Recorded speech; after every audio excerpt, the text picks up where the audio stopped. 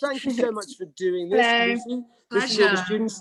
They can all introduce themselves when they ask a question. But I just wanted to say thank you so much. You know what it's like when we're starting out, and to be able to speak to somebody who's been doing it a long time and knows the business. So huge thanks. And I will turn you over to the students. So I don't know if anybody has a question. If you want to raise your hand, I'll pick you out and then you can ask Lucy a question. If no one does, don't worry. We can just talk about cake. Julian, you are up, sir. What's your question? Hi, thanks so much for getting Lucy in, doing this. And hi, Lucy. Thank you so much. Love you. Wanted to ask, because, I mean, being an actor means you're employed, then you're not employed, then you're employed again, and you don't, it's an up and down. Sure. And there is times where you have money, then you don't, and you don't know when the next job is coming. How do you balance, not just financially, but also the motivation to keep going? Yeah, and that's a really good question, because, you know, like you just said, and Sean, you'll know, we have times when, and I've had times, like I had a period of about 5 years where I could barely get arrested, you know, and I was doing small jobs, you know, an episode here, an episode there. And there's definitely a thing in this career where you get momentum, and then if you lose it for a minute, it's like you almost feel slightly like you're on day one again. So for me personally, and I do this in every area of my life, and I've only done it maybe for the last 6 or 7 years, but it works so well, is that I try to find the win in everything. And sometimes it's Sophie's choice. Sometimes it's like, the win, where's the win? And you just have to go, okay, I've got this option, which feels a tiny bit better, to say, oh shit, I'm out of work, ooh, no one's going to hire me, or okay, well, I've got this time, let's read, write something, play golf, whatever it might be. You have to find it in you energetically to be okay with this moment. Find a way of making this moment okay, whatever else is happening. Because when you do, everything else can flow in. So it's a bit like, you know, that infinity sign that's like the 8 on the side. I always use that as my example. Like, so this side of it is all the past moments that have happened and don't have to have a part of today unless you choose for it to. And then you've got the other side, which are all the future yet to happen moments. The bit tiny dot in the middle where it meets is now.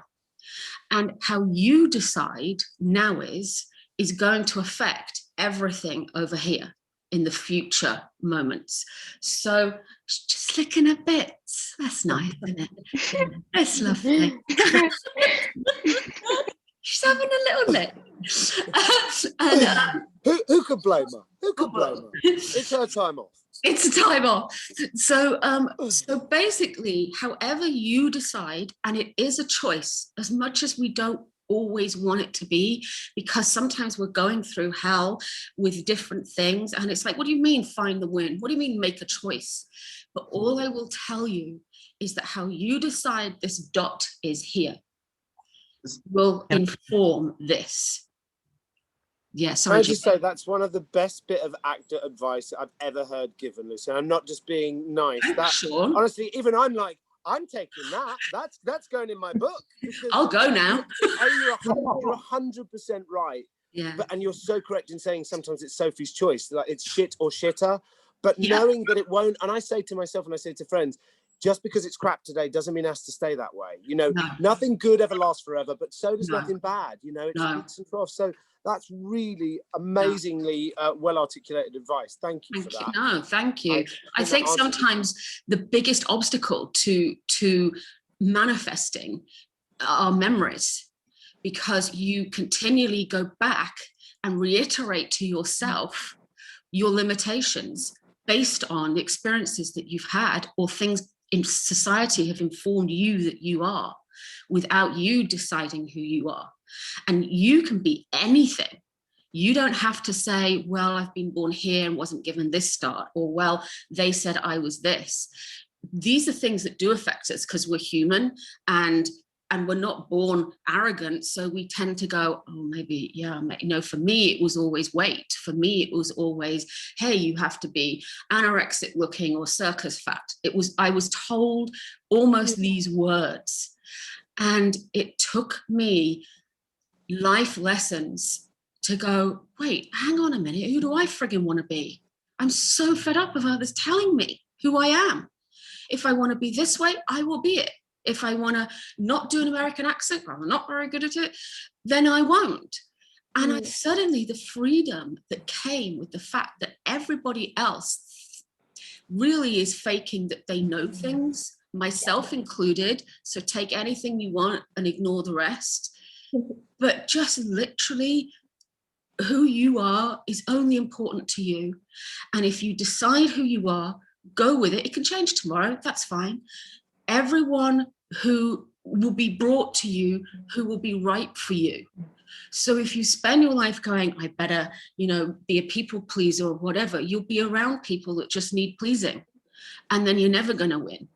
So just whether it's acting or any area of life, I found for me in the last few years, that's what worked, is going, F you all. If you don't like who I am, that's okay, we'll just part friends.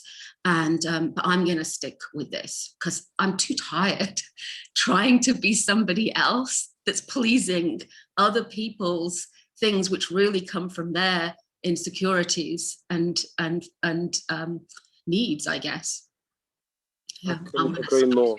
Couldn't agree more. Well said. Who else has a question? Ariella. Hi, I'm Ariella. And I just wanted to ask, what was your most challenging role and how did you get into character for it? Okay. I think, so when I get into character, I'm not very method. I would just worked on a show with a wonderful woman called Miranda Otto, who I think is an amazing actress. We get on like a house on fire, but she and I are super different in our methods. So Miranda, I am very prepared, don't get me wrong. You will never find me not prepared, not knowing my stuff. Miranda will think ahead of time. Where am I going to be in the scene? I wonder what they're going to be doing. I wonder then if they do that, which is all great. I don't, because that doesn't work for me. So I'm better. I do a lot of improvisation shows and things. I'm better in the moment, in looking at the situation and saying, right, what's happening and how can I respond in this moment? And so for any character, because I'm trying to think what's the toughest, and I feel like I've just played me for most of my career. I'm trying to think if there was an area that wasn't me. But I think the most thing that I can say about that is the listening part is probably the more important than what you actually think when you rehearsing at home and you think, I'm going to say a line like this, I'm going to say a line like that. It can't work until you're in the moment with the other actors in the scene, because you don't know what they're going to do and you have to respond to the actor. And you still bring your own thing. I'm not saying you're a puppet that just has nothing to offer, but the listening, I know I'm probably telling you what you already know, but the listening. And so when it's not your line, still be there, still be present for it all, right, Sean? I mean, you can't. Yeah. It's one of the biggest things that, I mean, this class only started about a month ago, so we're sort of at the beginning of our journey. But one of the things that I've realized over teaching for the last 8-9 months is listening is everything, because so many of us as actors come in and we're clutching the script and worried about the words. And I'm like, forget that. Just if you can understand how the person's feeling, it's much more important than the words, and then listening to what they give you and responding to that rather than being rigid. So I 100%. I think it's probably the best piece of advice that most actors get, but it took me a very long time to really understand what it meant. When you hear a sentence so many times that you forget that there's a meaning behind it and a good reason behind it. And but I think it's I still see now great actors. It's just that I see that they're not engaged and you'll see that take after take, and maybe this is a professional thing, and maybe this is actually a big flaw in me, but when you'll say something to me, if you say it different, I'm probably going to respond differently to you. Yeah. And so you should, right? Whereas I do sometimes work with people who don't respond any differently, whatever I could be yelling at them, whispering to them, and they're still going to give the same response. And I'm like, okay, well, that's fine. It's a great response. But also, you're right. I think if you're not open to, it's fine to, as you said, be pre-prepared. So you've got an idea, you're coming in with a choice or choices. But as you say, if somebody gives you something different, the scene often comes alive from that spark, from listening to the other person and giving the same line, but in a different way, a different intonation. Yeah, that's where the scenes often become much more alive, when two people are really paying attention to each other. It's so exciting, really, isn't it? Because then suddenly you don't know what scene. A great thing for learning that, I think, is I love watching bloopers. So I'll go on YouTube and watch bloopers from comedy shows. Now, if you go and watch, whether it's my version of The Office or the US version of The Office, which I love, or shows like that, watch them, because the bloopers are often that someone's come up with a different line or a different reaction. And of course, everyone's pissing themselves laughing because they're listening. So in the moment, they're responding. And I'm like, I used to do that on The Office. I used to say to Ricky, because he'd always come up with something new. And I'm like, but I'm going to laugh, aren't I? Because I didn't expect that. And I said, you're ruining your own show, to be fair. Said, I will laugh. But I think that's what makes things fresher. There are people who don't agree with, when people laugh in a scene, and you've heard this, I'm sure, Sean, where people think that's very unprofessional, and like, well, then I'll just have to be unprofessional, because I laugh a lot. It's like, I mean, even sneezing is a less natural response. When somebody says something funny, you don't make a choice. Your brain has already told your belly, oh, we think that's funny, and you laugh. It's like, when somebody's super drunk and they think, I'm not feeling good, projectile vomit. The body has chosen, I'm going to projectile vomit now. When something really funny happens, you don't get time to make your mind up. Sometimes that's the thing. But if somebody catches you unaware, especially somebody like Ricky Gervais, who can say something impossibly funny in a heartbeat and do it with a straight face, I mean, you can't. But again, at the same time, I think as a professional actor, the next time they do it, and if you have to play Dawn, who's going to be straight faced to that, the next time you're prepared for it. But at the same time, know that the magic trick works. The line is brilliantly funny, and the audience at home are going to laugh too, just the way you did. So I got sent out of a scene once on The Office. But wasn't Ricky the worst corpser out of everybody? Yes, thank you, man. He was like impossible. Like, he would laugh during his own takes, during Martin's, yours, everybody's, I think. Yeah, but it was such a lovely atmosphere. But of course, when you're an actor and you go on a set and it's not your set, like for Ricky and Steve Merchant, it was their set, to some degree you do have to follow, you have to look the bar that's set by them. Yeah, you do a little bit. I just did a show that I love doing, but there wasn't really any of that. So that was a little bit. I heard, like, if you work with Rowan Atkinson, Rowan would take, doing Blackadder and stuff. It was very, very serious. So it's not an environment where you feel like corpsing, which means laughing in a scene, is acceptable, because we should try not to, because it might be a great take, and so I sort of say try to stay in character. But if somebody makes you really laugh just spontaneously like that, it's so impossible to not react in real time. I know it is. Yeah. Who else has a question for Lucy? Ashley, did you have your hand raised a minute ago? You're muted there, Ashley. But I kind of want to see if I can lip read. I'm sorry.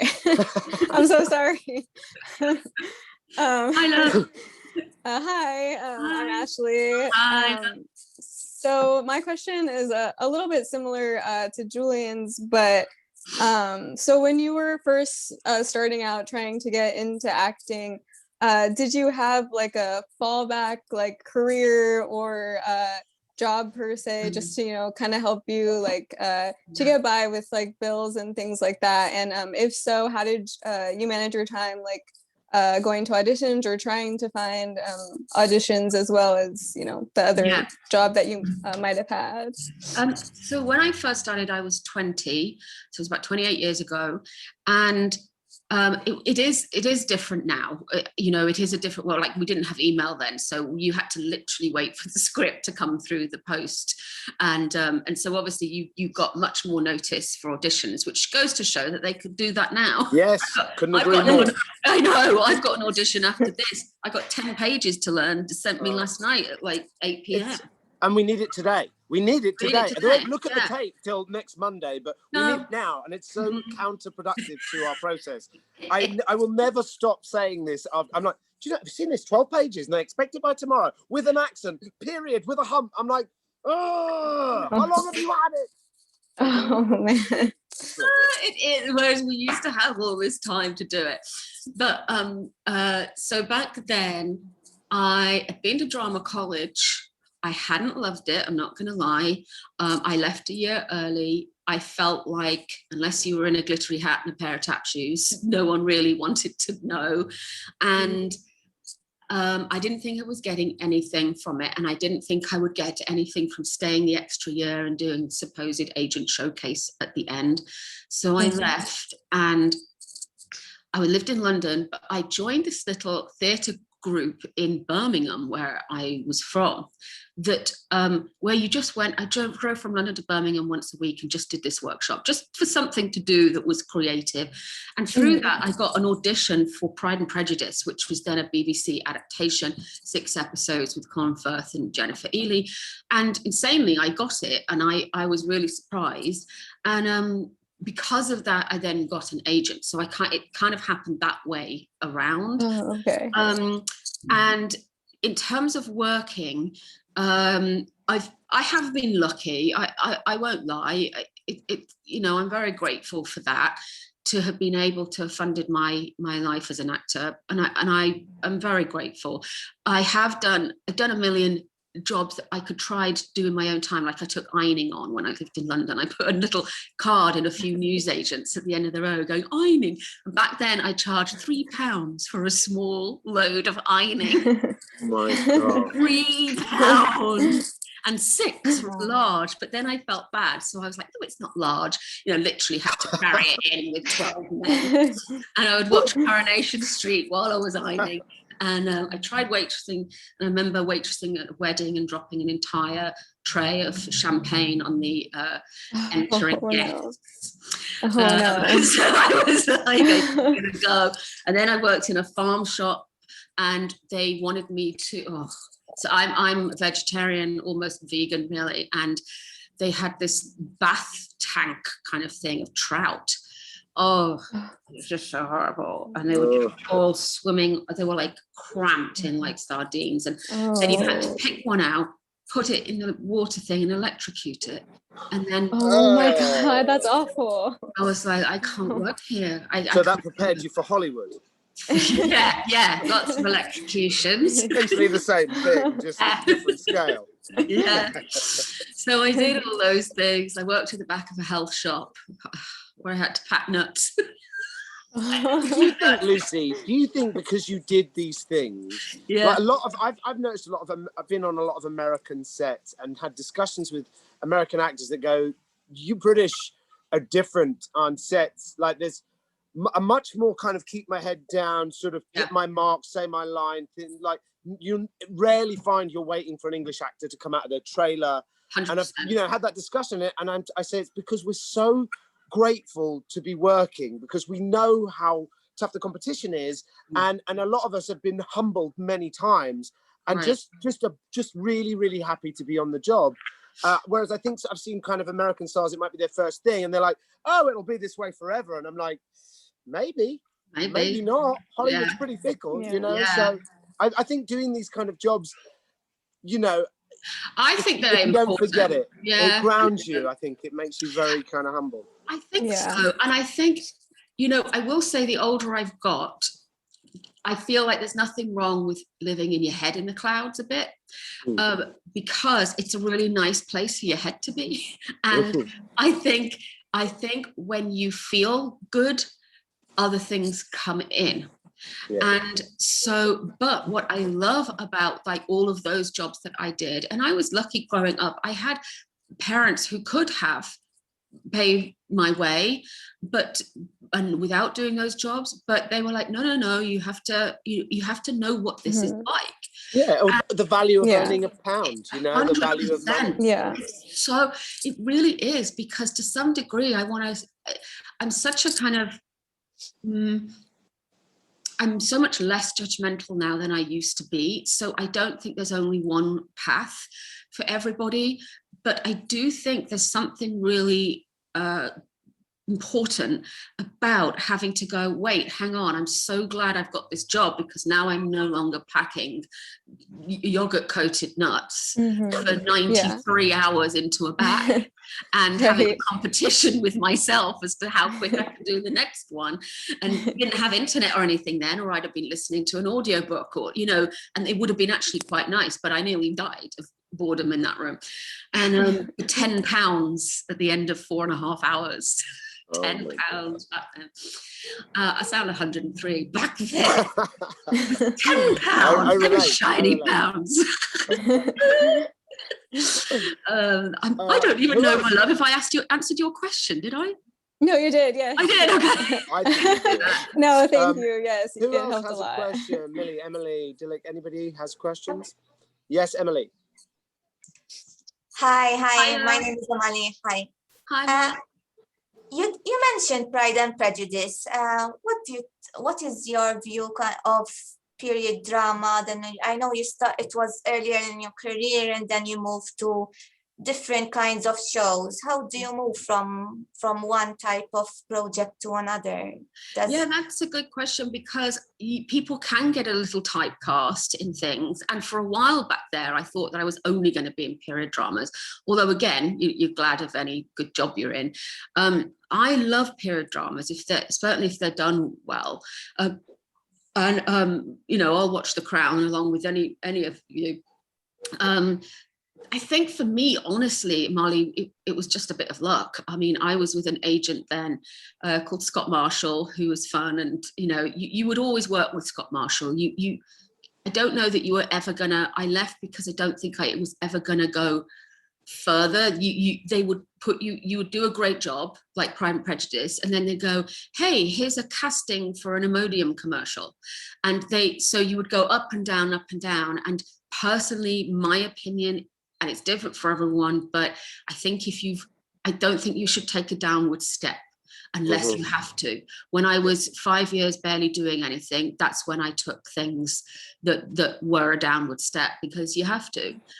Once I started to go, okay, you know, Wonder Woman came along and that happened, and then Sabrina that I just did, and I was like, okay, so now I ain't doing the commercial auditions or whatever, and you have to stand your ground, I think, a little bit. I do anyway, because I've found the same thing. I think about preserving, if you've just come off a job where you felt like your confidence just got inflated a little bit, and rightly so, because you think I did a good job, and then they send you up for it's a guest spot on a procedure, and you're like, you feel like Joey Tribbiani, kind of going, no, I'm not doing that. But the reason, it's not just about ego. There is a preservation preservation of, like, because, you know, we get knocked back so often, and your resume and all the good stuff you've done, you can go up for a guest spot and they go, nah. And you go, what? I'm not good enough for this. And then you start to, as you said, it's that downward spiral.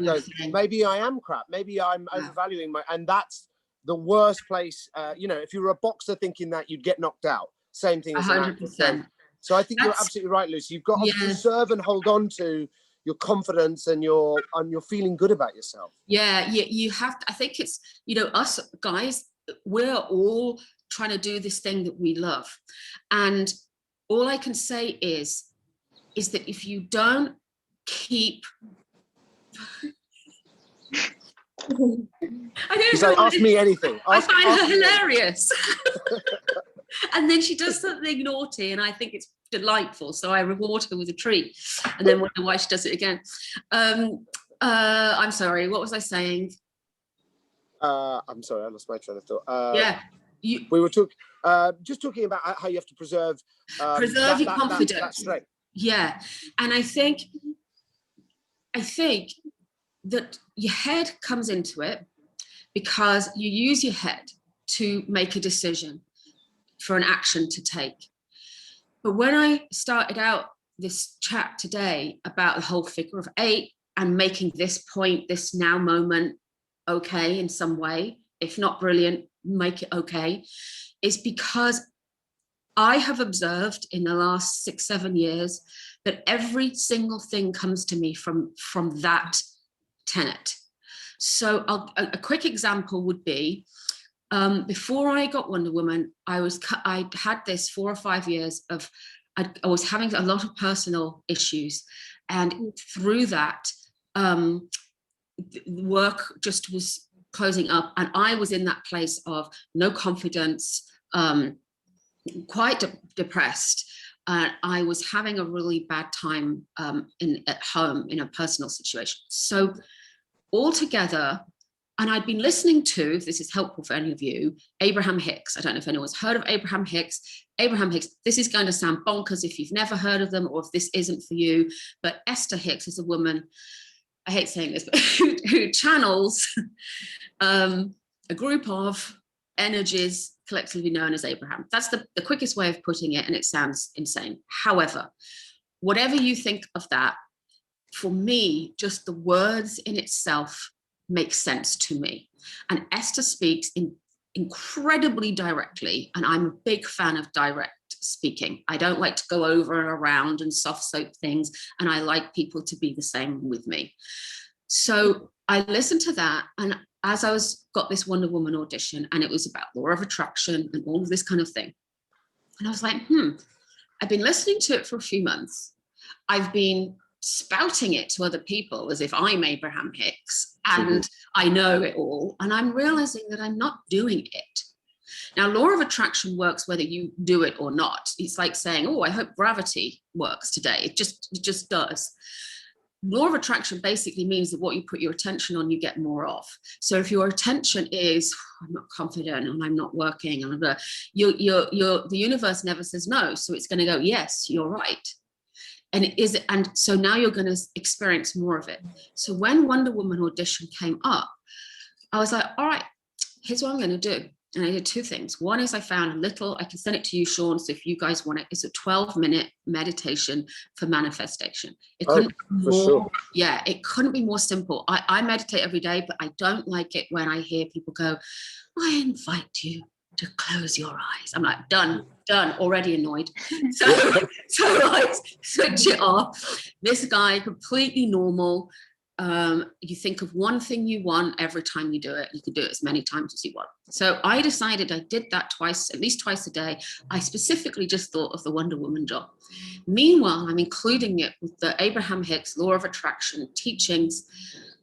And I decided to work this new muscle that I hadn't worked before, and often humans don't. And it was basically, right, I refuse to allow a single negative thought to stay in my head for more than a few seconds. That's hard because we're human. I don't know if you all live in England, but as a British person, we struggle a bit to big ourselves up. We have often been told that's arrogant. I'm going to say now that arrogance in that area might be okay. You don't have to shove anything up in anyone's face. And I was like, right. And so I did. And it was like I was determined. I was like, anything negative comes in. Like, for example, I had to go on tape for my casting for Wonder Woman. I went to Warner Brothers, to the casting department there, but it was all in England. And prior to that, I was convinced that if I went on tape for a casting, I didn't get a casting. Because I like going into a room. I like meeting people. I like the connection of it. I'm different in a room than when we have to do now in COVID with the self-tapes and everything. So I refused. And again, Sophie's choice, I was like, okay, so I either sit and say, but I could get this one on self-tape. But if I don't believe it, I'm just not going to think about it. I'm going to watch bloopers on YouTube. I'm going to find things that make me laugh. I'm going to talk about good things. When people say, how are you today? And I had a headache, I'm like, brilliant. And I will tell you now that in 2 days, my life started to completely do a 180. And I'm not lying to you. It didn't cost money. It didn't cost anything except the understanding that us humans, we don't realize how much we fight for our own limitations. We fight to be friggin' right. So I'll say to someone, well, you might get this one that's put on tape. And they'll go, yeah, I know. But I'm like, why do you want to be right on that? Don't you want that to change? Then stop talking about it. Why? You were saying if you want something, go right after it. She saw something, she's gone right after it. I'm wanting this. Abrahaming the hell out of herself behind it. She has allergies, to be fair, so she's always having a thing. So I think that's stellar advice. Absolutely brilliant. Just not just in acting, just purely in life. In life, yeah. So and it just like I went out for the casting.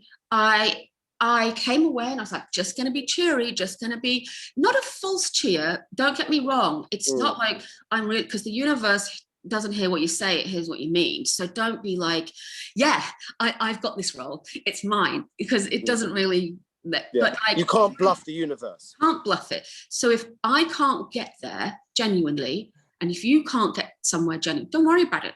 Just leave it. Just leave it over there. And just get into a good feeling place. Whatever you like, I love being with animals. I love comedy. I love laughing. Who do you know who isn't going to bring you out of your good place? Who can you pick up the phone and chat to? Who you're going to have a nice chat with? Who, you know, the amount of people that they're going through some bad stuff, you want to be a friend, you want to help, but also invite them over here rather than coming out of your good feeling place to go over there, because now both of you are just in a hole.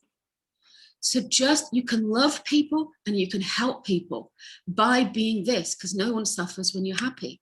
So with the Wonder Woman, my days just started to be really like, it was like the world was a different color. That's all I can tell you. And then, and by the way, go on, if you want to listen to Abraham Hicks, it's all free. It's not like a thing you have to pay for. It's all on, everything that's ever been said is on YouTube. Go and listen if it's for you. If it's not, ignore it. And so then I got a call back for Wonder Woman, and I had to go and Skype with Patty Jenkins, the director, and we talked about the character for maybe 5 minutes, and then we spoke for an hour about all of these things, really, and all the things we were learning, and that was really nice. I was asked to go in once more, and on that last one, honestly, I thought I'd screwed it completely. And the biggest lesson for me in all of that I've just been saying was, I just somehow knew that I couldn't do what I would normally do and just feel devastated, because I was so close, and I thought I'd ruined the whole thing. And there's nothing harder than that feeling. And there's nothing that you feel more low about, because you go further and further down the line, which is better than going nowhere down the line. So now you can't help but have some kind of dreams about, oh, I'm going to be in this huge film. I'm going to go back to London for 6 months. They'll pay me to go back. You know, I mean, all of these things. Dream job. All these dreams that you have, and that's where you have to find the win. So all of a sudden, I went home and I was like, right. And I had a roommate at the time. She went, how did it go? And I went, great, yeah. And I was like, not going to speak about it. And I went and took a nap, because when you nap, you're not thinking about it and you can reset. And I was like, I'm not going to think about it. I'm just going to get happy. And then I was meant to go home to England for my dad's 70th. And I had a casting come up on the Monday morning. I was meant to fly on the Wednesday. And it was for an episode of NCIS. And I just went, oh, but look, it films on Friday. I'm going to be in London. And my agent said, well, it's too late to tell casting. Just learn it and go for it. And that was 15 pages for one episode of NCIS. And learn it. And now the old me would have gone, learn it, but I can't do it anyway. So what's the point? And yet all of this now 2 weeks of being rigid with this new plan, I was like, oh, that'd be fun. And it was a genuine thing. I was like, oh, that'd be fun, learn these lines and act. Then I went into the casting and I was like, oh, this is fun. I get home, hey, they've offered you the role. I was like, oh, shoot. I said, I can't do it. And now, did you already know you had Wonder Woman at that point? No, didn't know. You were just telling yourself, I've got it, I'm getting it, it's mine. I was just, if I couldn't get there, because I was very careful about you can't say things that aren't, if you aren't feeling it here. You know, people say, this is why I think this is different to positive thinking, because positive thinking suggests going, I'm getting it. I know it's mine, you know, and do you feel it here? If you feel doubt, just stop it. Just don't think about it. Don't put the attention on it, but get to the good place. And here's an example. Okay, so say you want to win an Oscar. Say that's a dream of yours, okay? You have to be aligned with the thing that you want. So say, here's the Oscar. I'm only using the up and down. It's not about better or worse. Here's the Oscar. You have to be aligned with that dream, okay? So if you go, oh, but an Oscar, I mean, that's a big ask, isn't it? Oh, you're going to move away a little bit. I know, but I mean, look at me, I'm already 48. It's unlikely that I'm, you know, and plus also I can't really do that accent. And am I the right weight? And suddenly I'm moving further away. But so, and that's what I mean about being aligned with the thing that you want. So in terms of Wonder Woman and NCIS, I didn't know about Wonder Woman, but I couldn't do NCIS because I was going home for my dad. Oh, right, and he was having a big thing for his 70th, and I was only going Wednesday, landing Thursday, coming back Tuesday, and the do was on the Sunday. And so I went to NCIS and I was like, can't do it. Now, you know this, Sean, this doesn't happen. And I'm not telling you this because I'm saying, look at me, aren't I great? I'm telling you this because I'd gone from 5 years of hearing crickets to NCIS for one episode, changing their entire schedule and paying for me to fly back a day early and offering me a car from the airport. In England, people drive you to the job. Here, they don't. And I was like, what's happening? For one episode, they've got millions of people that they could hire. But don't you think it's also, Lucy, because once they decided that they liked you, and understandably why, and you went, you know what, I can't, then there's this thing I've noticed, the no is the most powerful thing in our arsenal, and it's so rare we get to do it. You know, when you're like, it's not that I don't want to do it, I'd love to do it, but I can't for this reason. They go, well, we want you more.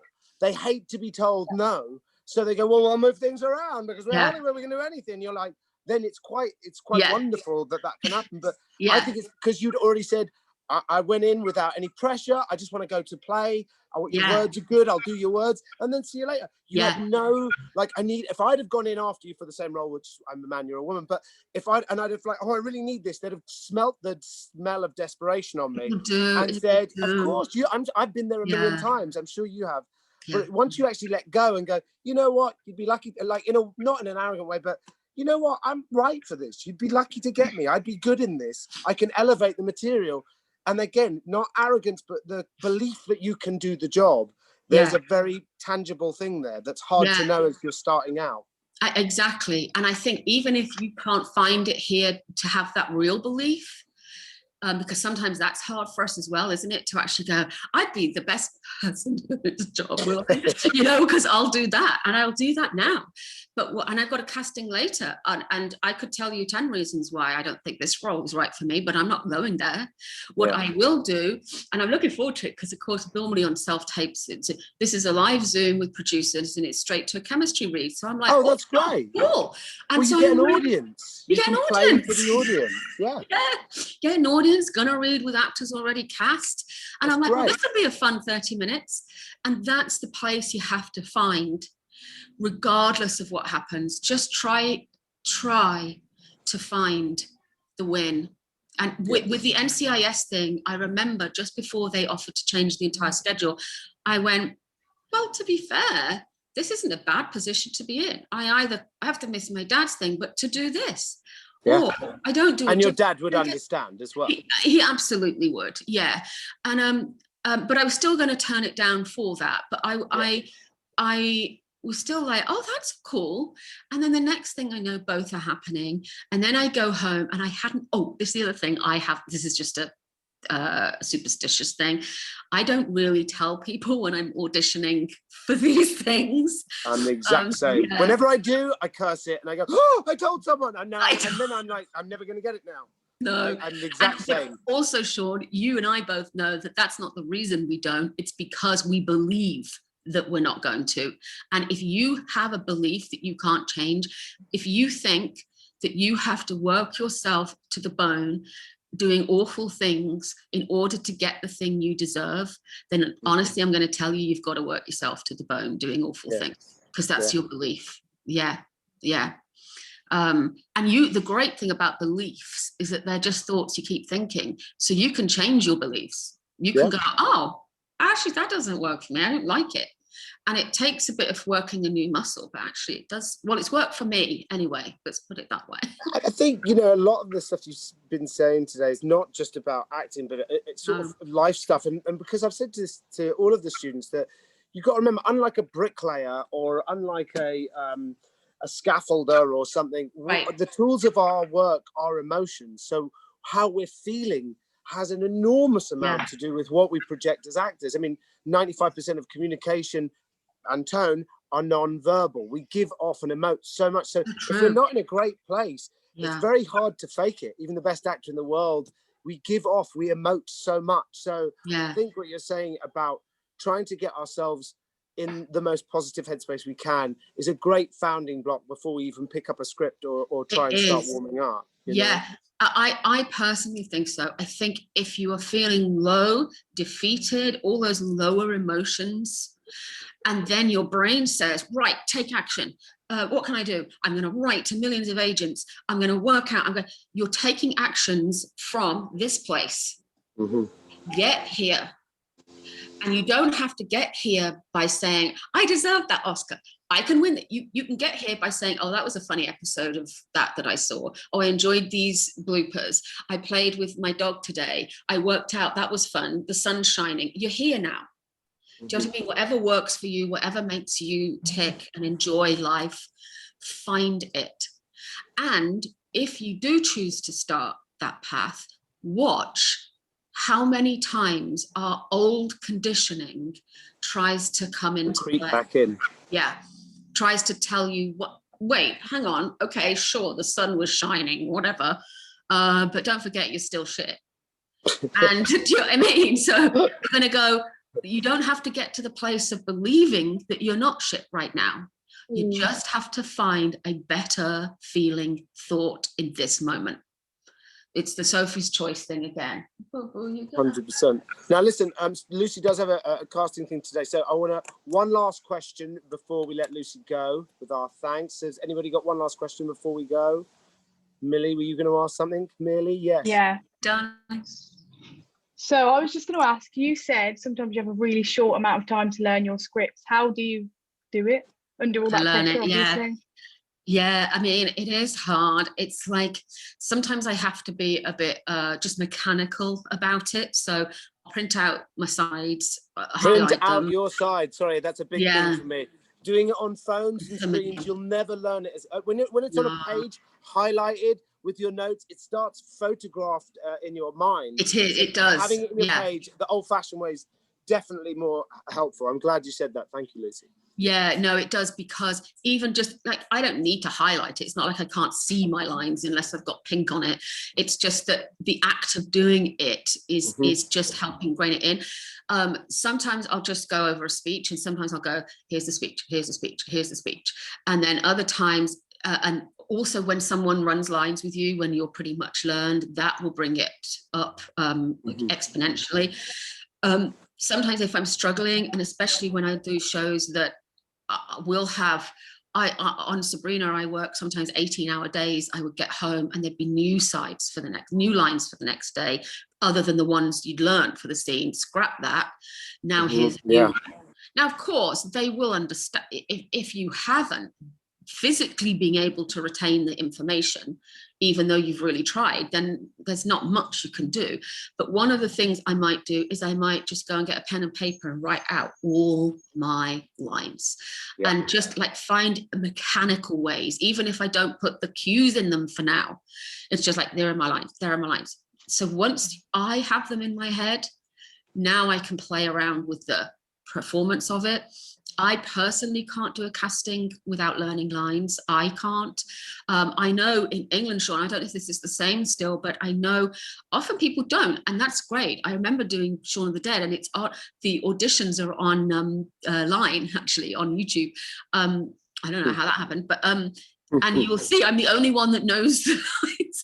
And I'm the same, and I've said this, I don't know if I've said this to this class, but to all the other classes, I'm like, if you do a load of work and you've done a lot of research and all of that, but then I call it the social contract. I'm like, I'm doing this scene with you, Lucy, and I'm really furious. And then I do this, whatever we've created up to that point, I just broke it. It just, as soon as it I look did, down, it does. I It take does. you out of the magic trick we've created. So, It yeah, and does. also when you're off book, you can get, so much is about the eyes. And if I can keep my eyes with you, as soon as I do that, we've lost you. Do you know what I mean? So it's funny, our approaches seem to be almost completely in alignment with each other. So I agree. I agree. Yeah, there'll be people that don't and people that are great at it. I'm just not, I am not good at the looking. I remember auditioning for something once, and it was a big movie, and it was a Nancy Myers movie.